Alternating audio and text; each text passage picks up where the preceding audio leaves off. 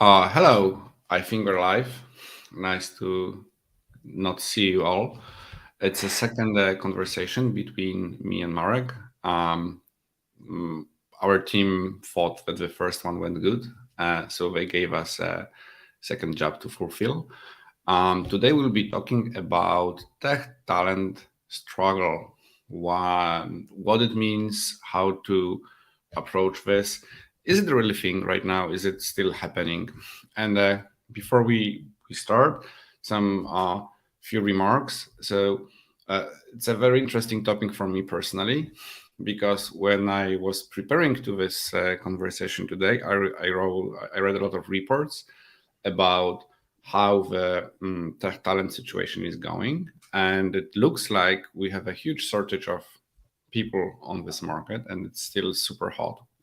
And on the global level, companies are still looking for it. But in our small, or is it a small, maybe not huge bubble, we are also seeing stories about companies freezing recruitment processes or laying off people, even, which did not happen since COVID. It's not that far away, but still surprising. So it is for me very interesting to navigate this thing, because is it still a thing? So without further ado, Marek, is it still a thing? What do you think? So by all means, it's still a thing, and I think the easiest way to assess it is to actually look at numbers and see how they look like. So if you think about the talent gap, Confra is reporting that there is 85 million roles to be filled in the economy, which means that there is 8.5 trillion revenue missing because of that. And it's true we have some layoffs in the tech industry, but so far they had been totaling to 50,000 jobs. And as much as this was very unfortunate, I wish it wouldn't happen, it's a drop in the ocean, to be honest. And it doesn't change the fact that the shortage is there. At the same time, the nature of the shortage, at least for the next months and quarters, will change, because we are not, and the companies are not as optimistic in hiring as they were in the last 1.5 years. So I agree. I agree with it, and also what I think is happening. It's maybe after pandemic, the huge investment, huge capital flows went into the market, and everyone was pursuing, hot tech solutions for every problem. And right now, it's a kind of realization that not every solution can be done via software, or maybe there are not that big revenue streams yet in those products, and maybe this layoffs is a part of realization of this. Also, evaluations being slashed down.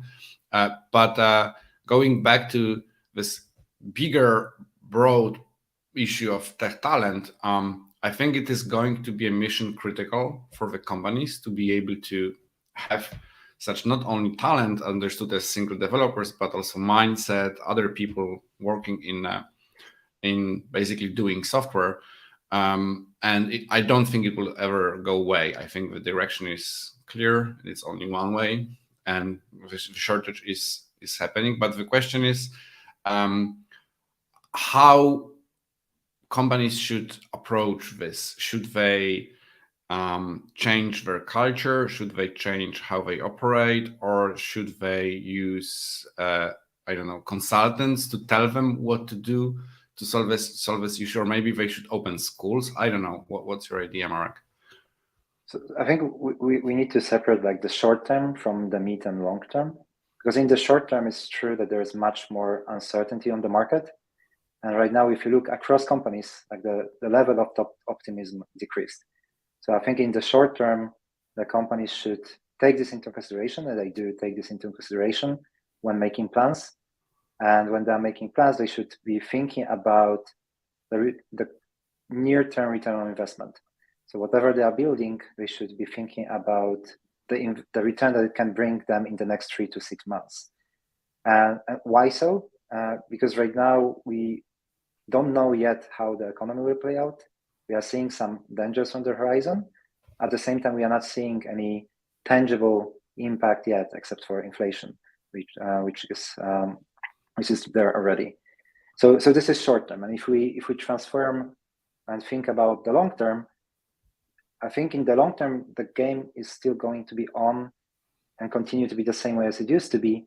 It's about the value that those companies and the talent is there to bring to the businesses and to the wider economy. Because I think it's a big misconception of the last 1.5 years was that we just need to overhire, we just need excess capacity, and the value will come. And I think it's not the case. What we are seeing right now is that we need to continuously think about the value that the project is bringing to the business, that the business is bringing to the society and the economy. And if those foundations are there, it justifies extending the team, hiring, looking for additional talent. Yeah.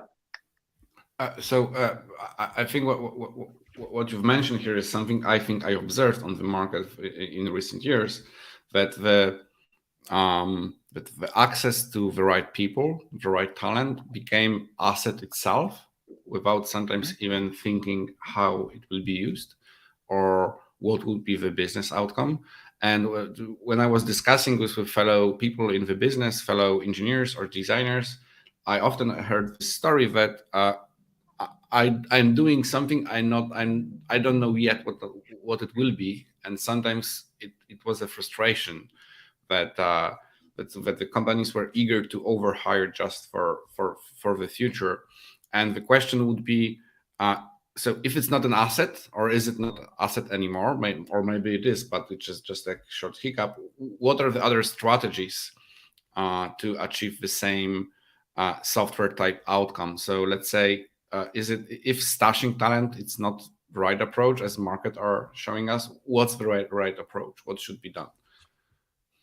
Yeah, so in the short term, again, I think the right approach is to look for flexible ways to extend your teams, to look for specific talent that you know, or specific project that you know is going to bring value. And I think this is going to last for like 3 to 6 months. And then we will see if we'll start recovering from the economical standpoint, or we will see some deeper trouble in the economical world. And how to do it best?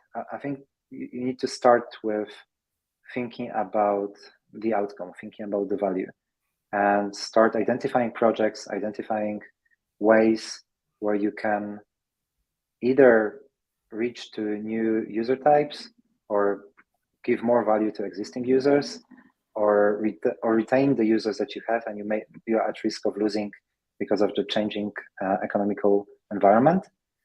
And taking it from there, think wisely about the different investments that you are going to make in the coming months. One story I heard in my recent trip to Berlin, and it's this word came up frequently. It's a notion of de-risking. I don't know, de-riskization, and it meant I met a innovation leader in a corporate environment in a huge company, and he mentioned that till now the goal was to hire internal teams, give them a problem to solve, and maybe something will come up out of this. Who knows? It created a lot of burden basically on a payroll, but also on recruitment and talent management. It was a quite big overhead with, so results, right? It was done like the startups are doing, like they are hiring and then they're letting people build stuff, but not without similar outcomes.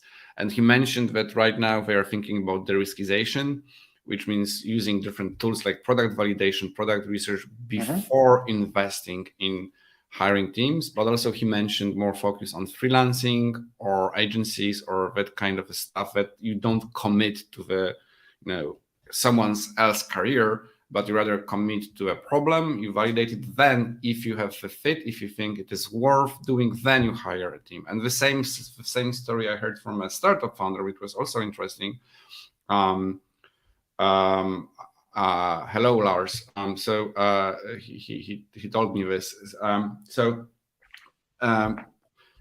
Before this downturn in the startup scene, you hired people because you were pretty much sure that you will have, let's say, features or product for them to build in the future, because the runway of money would be basically unlimited. And this is not the case. He mentioned right now it is, you have exact scope to be done, exact things to be achieved, and you don't want to risk onto longer commitment. So again, this is the riskization of the risking of the commitment to the market, and it results either with slower hiring and or layoffs, which we are observing in the market. But let's stop on this, and let's focus on next step, because I think the next step is sometimes missed in this tech talent struggle, because right now we are talking about the tactics, how to approach stuff in the downtown. But I think what is also important to understand is how to build your EVP, which is employee value proposition. And is it any different for tech companies than in, so to say, legacy companies? Or is maybe every company right now a software company? I heard City is hiring like 4K or 40K people. 4K, yeah. Is it a bank? Is it a software company? And should EVP follow? And any tips on that? Yeah, so I think it should, because when you transform an organization into more digital engineering organization, your company and to your strategy, EVP strategy, needs to adapt, because the needs and the needs are a bit different. So I mean, I think that I would have a couple of these, but before I get there, I think we are living like in two parallel worlds. So on one hand, we have a number of companies that are going to need financing in order to find the way to profitability. And those companies are much more risk averse right now. They're thinking about multiple ways of de-risking, thinking on maximizing the return on investment and the way to market. But then on the other hand, we also have a number of companies which are aggressively hiring, like you mentioned, City and the likes. And if we look at the investment market, it's true that we had much less investment than in the previous quarters, but still more investment flowed into the market than in 2020. And if you look at how it breaks down, it's all available in the last Crunchbase reports. The early and mid-stage companies were equally funded as before. And those that suffered were the more late stage, long way to profitability types of companies. But for all of them, if it comes to EVP, I think the tips are the same. Stay close to your top talent, because those are the people that are going to drive the most value for your product roadmap. Think about the engineering culture and what those people need, how you can blend them in the organization. In the case of the large companies that are transforming from more legacy into digital, think ahead how the culture needs to adapt in order to accommodate these new herds of team members coming in, because they will be a bit different. They will have a bit different needs. There will be different ways to both attract them and then retain them within the business. And what all of those people want is the different ways. On one hand, the different ways to develop and grow. On the other hand, the different ways that can impact, maximize their impact on the product and on the organization and on the market. My tips would be, and this is based on what I've again observed on the market. This is why we're having those conversations, so I can share and Marek can share some stuff that we're hearing or observing behind the curtain. So one of the EVPs for so-called unicorns or high growth companies was basically brand, of course. We are working for a company that is known, but also equity package options for, being blunt, you will be rich. And when valuations got slashed, and there is, for some of the companies there is an issue with finding funding. it is becoming clear that this rags to riches way, it's not going to happen. That those stock evaluations might not be realistic, and I'm seeing on the back channel that is hurting the market. So people are like rehashing what they want, and do they want to work for such companies that they feel they are not going to get the amount of money that they thought were. And the other stuff that is hidden is the fact that often some of those top startups, top unicorns, sometimes they overhired, and sometimes the engineering culture you've mentioned is not there yet, right? It means sometimes chaotic, I don't know what to do, where are my tasks, that kind of basic stuff. And it is fine when everything is growing, but it becomes more important when you're not seeing this huge, big, nice, shiny box at the end, and you're seeing your day-to-day job. So I think it's a kind of changing the approach to such companies. And my tip for them would be to look at, engineering culture, what people are doing, what's the reality of working there. The compensation in terms of future equity won't be enough, in my view, in next few months, maybe quarters, to hire top people. And the other thing is, it's interesting in the corporate world. So of course, during the pandemic, everyone had to change, and the remote work become a reality. We are not always working remotely, but for corporate accounts started to work remotely. Right now, the pandemic is kind of over, and we are observing that some of those companies are saying, okay, so let's go back to the office, because in the office is great. And there is a push to make this not an option, but rather a requirement. And what I'm seeing is also people are not happy, and they're looking towards the companies that are much more flexible, that they have offices, they have amenities and everything, but they're not pushing people or making such requirements to work in the office. And it's also interesting, right? Because it means that if you're on the talent market right now, you have options or to work in those top startups, and maybe risk not a great work environment, and maybe not great options in the future. But those corporate are more and more flexible, more and more interesting. They offer you predictability, I would say, probably a better compensation. This I don't know. I don't have data, but this might be true. Maybe not a lot of options, but also they give you kind of a longer career, or more positions to obtain in such companies.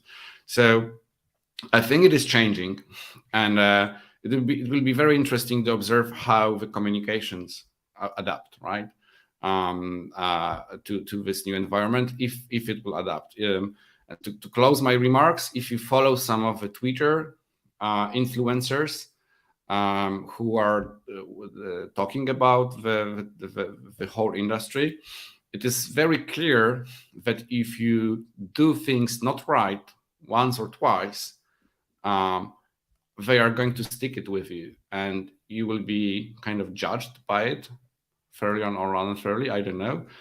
But you preaching and saying stuff, it's not enough. You have to also walk the way.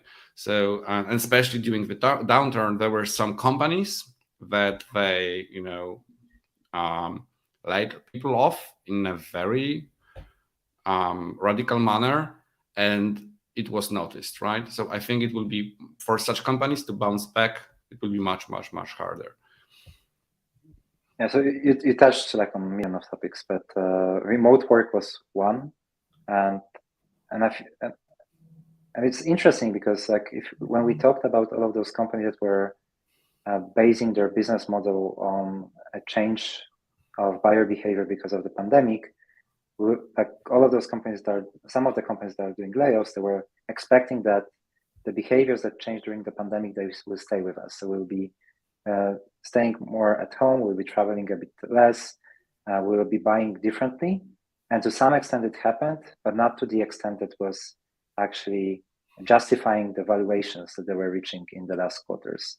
At the same time, if we think about the long-term fixed effects of the pandemic, remote work is one of them. And I'm a big believer in remote staying with us probably forever. And I don't think, and I wouldn't recommend anyone to force people to come to the office, because if you do it against their will, the only thing you will get back is resistance. And at the second step, you will see them looking for companies that don't force such behaviors, because what pandemic has proven over the last 1.5 years is that we can be effective, we can work together even though we are remote. Having said that, what is more challenging when you are remote is to build a community, is to build a sense of belonging. And I believe that the companies that master the connection between these two, so on one hand, full flexibility to where people work, but on the other hand, finding ways to have brilliant offline touches, connection with the team members, even though most of the time you are spending in a remote setup, those are the ones that are going to thrive. Because if we are looking at the employees, this is exactly what they want. They love working remotely, but sometimes they miss connections. So those companies that master it will win in the market. And some of the ways you can do it, I mean, if you are thinking about tips, you should think about those powerful moments where offline makes sense. And for me, it's not day-to-day job. Those powerful moments will be like project kickoffs, project gatherings once every couple of months to meet the team, energize and exchange knowledge, company retreats. Those are the things that are there to build communities and make sure that those offline touches are there, that being used, they are building communities. And I think rather than forcing, think about the ways to accept the reality and get the most out of it to build a great, brilliant culture for your companies. I will give you two examples, which I will, I think, add to this message. One will be shameless promo. The other one will be less shameless promo. So I saw that CD Projekt Red, the gaming company here in Poland, they switched to flexible work, and they are investing heavily in meetings and making sure that team feels united together. They are having a 20th-year anniversary party, if I remember correctly the number, and it looks awesome. And they're inviting not only the employees, but also partners, former employees, how I understand the gaming community. So it looks so nice that I want to even attend it, right? If they send me an invite. And what we are doing, we are doing Burning Minds, which is a festival, how to call it, a gathering where we are moving the whole team and all other partner companies into one place.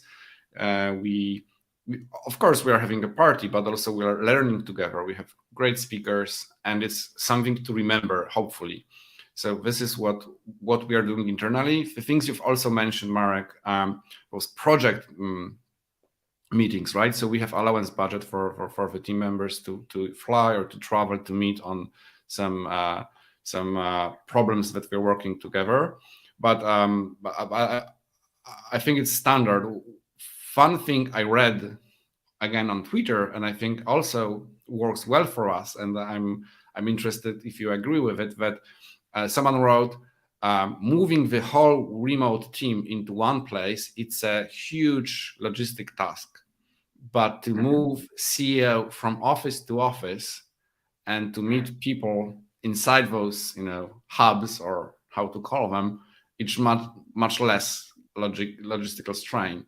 And what someone argued is that the management team and the managers should go and meet their people where they live in cities or hubs, and bond them together. What's your thought on this, Marek? Will you be flying this year? more taking a train, but yes, and I think we should do both. I mean, I think if only management travels and then you keep the people separate in the hubs and they don't have opportunities to meet other people from the same company, that's suboptimal. If you as leadership you are not visiting the teams, that's also suboptimal. So I think the best is to do both. And when I was listening to you, I was also thinking about about the cycle of innovation in a way. So this push to remote is an innovation on its own that was forced by the pandemic. And I remember like early months, some of us were believing that this is the future. We'll never be meeting again. We'll be working remotely, and this is it. We don't need other people. And I think right now what we are reaching is more like a maturity state, where we know that we can mostly work remotely, but we actually do need other people. We do need to meet physically. We do need to physically meet both the team members, the clients, and without that, I think our experience and the value we can bring to each other is not complete. So and there may be other iterations, but I think this is a mature state of the work market in the next years. So I think we covered all the topics that I had on my bullet point list, but I'm seeing questions in the comment section. But before I go to them, I am asking question to the audience. I am seeing quite a nice group of people watching us. So if you could write down in comments, what are the best things companies can do to attract top talent, and what are the really no-goes, like no, don't do that. And if you will, and I will try to read them aloud and discuss. Hopefully you will write down something. If not, I will also, it will be also fine. I will forgive you. So the first question I will read out is from Rafał. What is your number one tip for fostering an entrepreneurial approach among employees to maximize their growth and potential right now? Marek. Giving ownership and building a culture where people can and are encouraged to take their own decision, their own risks, and we are then all learning from it. I think this is the best way to give people freedom, simply. What do you think, Radek? I'm thinking, so I will disagree a bit, so, or maybe add something. Try it. So it was a quote from one of the Spider-Man movies: with great power comes great responsibility, or something like that. Mm-hmm. And I think it's not only freedom, but it's also accountability for such freedom. Mm-hmm. So that it means you can get burned if you're too free in doing stuff. So you learn very quickly that freedom also means planning, preparing, thinking. But also what I think should come with a freedom is a sense of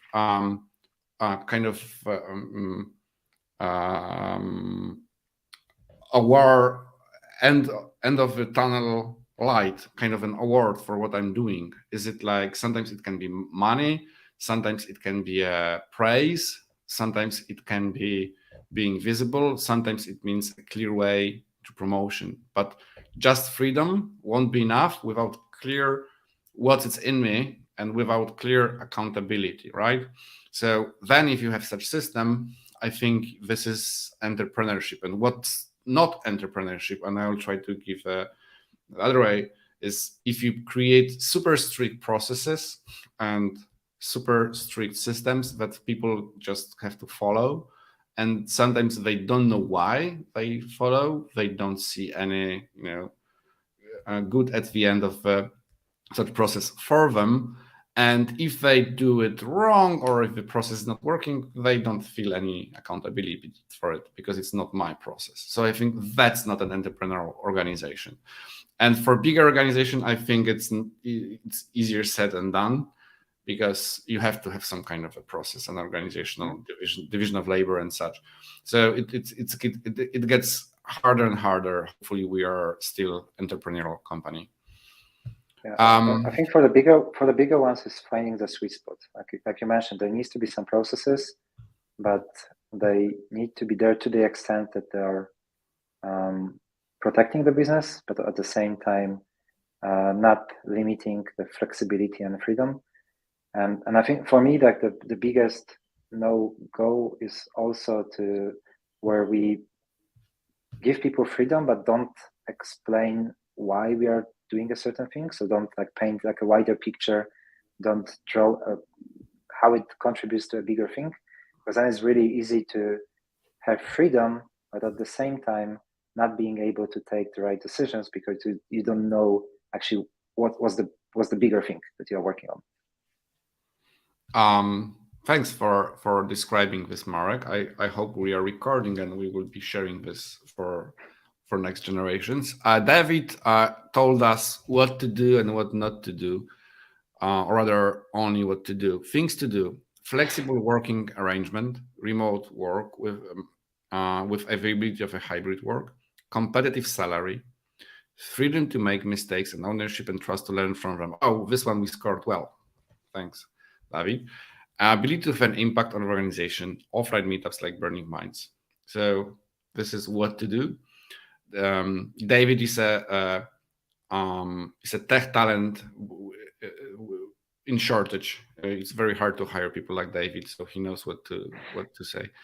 And things to avoid: informants of return to office, process instead of outcome focused organization. This one I love. I agree 100%. Thanks, David. So these are good tips. Another question from the audience. Zofia is asking, what good practices can you recommend to attract talents? And which is pretty funny because David just told us what to do and not what to do. But maybe there is something else, Marek, that you know from the inside out. Maybe I will try to rephrase this question. What are the good practices can you recommend to top-tier management talent in Top-tier management talent in tech? So there would be several. So I would start with having a great team, because usually the great people want to join great teams. So every piece of a puzzle matters, and the greater team you have, the easier it will be for you to continue hiring great people. I think it's right now a lot about the recruitment process as well. So approaching the candidates in the right way, very often personally as a leader and future leader, having a top-notch, not too long recruitment process in which they will be able to have a chance to feel the organization, and you will have a chance to understand how they can contribute. And something really important for me is to not to create the feeling, but to show the reality that it's a two-way game, actually. So it's not you trying to recruit them, but they're also there to see if you are the right fit for them. So there needs to be like a win-win, mutual interest to join forces. Those would be like the three things that came up to my head. What do you think, Radek? Top management team, that's a good one. So I would say all of the stuff regarding accountability, freedom, and ownership that we discussed before. I think I will be speaking from my perspective. Feeling of trust and not being micromanaged and not being put into the system that makes you a cog in the machine. I think that is pretty much important with the team members I'm working with. And also I think it is maybe a bias in the current team I'm working right now. So the base compensation is not as relevant as the feeling that you are building something great in the future, and that it means that your future compensation or future reward might be really significant. And this is how I try to structure work with my teams. Hopefully they see it. And for me, it works pretty much, and it works also only. What are the things I would say are for, but maybe for people like me with a certain skills and a certain mindset is, I don't think that the companies that tend to focus on being aggressive and cutthroat are, the way something that would make me want to work there. I know there are some industries like that, maybe banking, or investment banking. I don't know. These are the stories I heard, but I don't think it works in tech. I don't think that it convinces top tech people to follow. I think this is why the tech companies are built a bit different. Yeah, so that would be my tip. Okay, do we have more questions? Let me look at them. I will ask one final question. It's from Katarzyna. What is the reason behind the current situation on the market? Do you think there were signs on the upcoming shortage for the past few years? So I will take this and we'll let Marek finish. So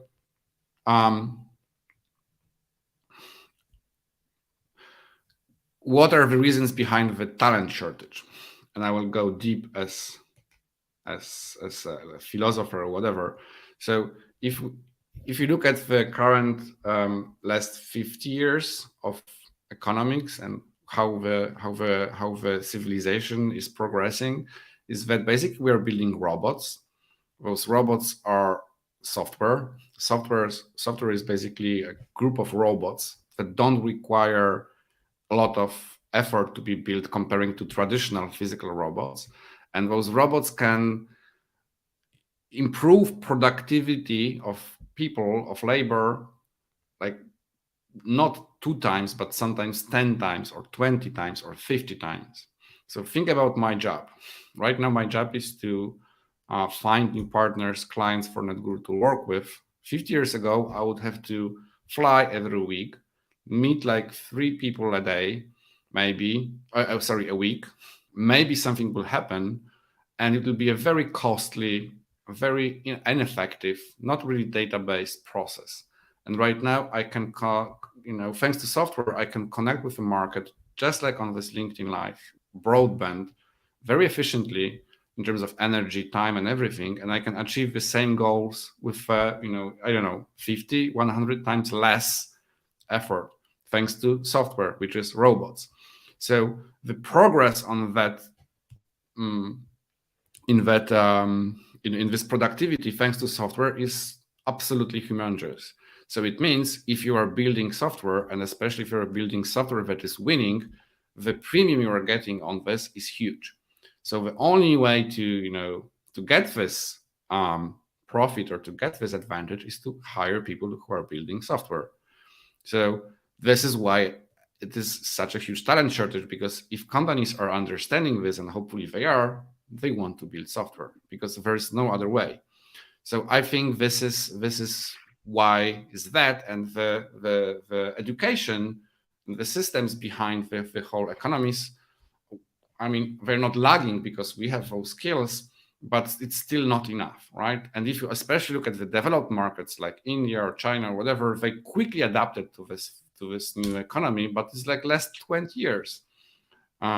So 20 years someone was born and the education system was not ready to adapt to it in those regions, even in our European region. So I think that's the reason for a shortage. And I don't think it's past few years. I think it's like where the civilization is going, right?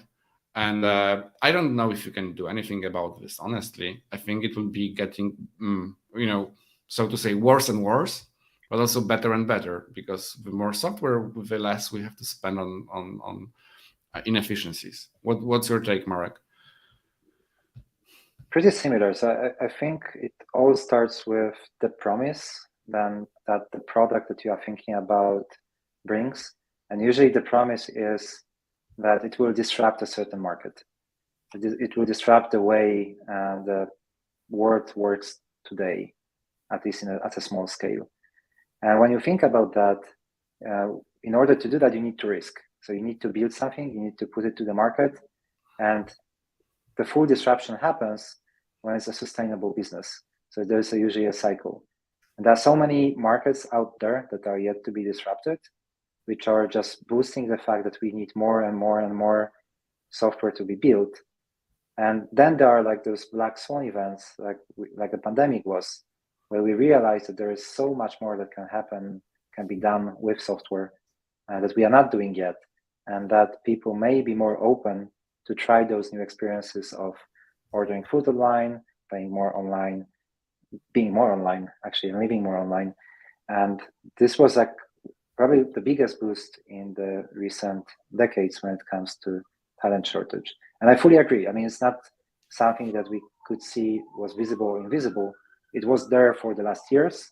It will be there for the next years to come. And it's something much more long-term than economical cycle. Because even though if we enter in a recession, we are right now in the slowdown, it's something temporary. The shortage is there to be. What will change is the risk appetite. So if you look at the last years, there was pretty high risk appetite. Companies were very willing to be very aggressive in terms of shipping products to the market and being very patient, or their investors being really patient in getting returns. In the next months and quarters, this patience will be much smaller. And the level of aggressiveness in terms of hiring, in terms of building, may be a bit smaller in certain types of companies, but in the others, it will be the opposite, because the other companies will see this as a chance to jump over the competition that doesn't have enough resources to keep building. So I see this rolling, moving forward, and being much stronger than any uncertainty we are seeing right now on the market. Thanks for this comment, Marek. And my closing remark will be, as we are finishing, it will become only harder in terms of shortage, because if you look at the companies, how they are working right now, everything, if it's everything moving towards digital, done via software, it's not only about building the software, but it's also about using these tools internally in a new digital way. So think about new professions, new jobs that has to be done that are right now not yet so I would say mainstream or proficient, like low-code developers or automation engineers or CRM specialists, or all those people that are working on already created software systems. Maybe they're not developers, but I believe they could and should be called tech talent. The people who are behind this whole beautiful LinkedIn Live today, it's quite a big job to do, to organize this. And this is also a tech work, right? It requires certain skill sets, it's certain know-how, certain capabilities. And I think it is going to be more and more, not less and less. So it's a good news for everyone who loves computers and have such skills, and hopefully for everyone else who likes to reskill in the future. Thank you very much. It was me, Radek Zaleski, and Marek Talarczyk, CEO of Netguru, hosting a conversation about tech talent struggle. See you next time, hopefully with another cool topic. Bye. Thank you, everyone. See you next time.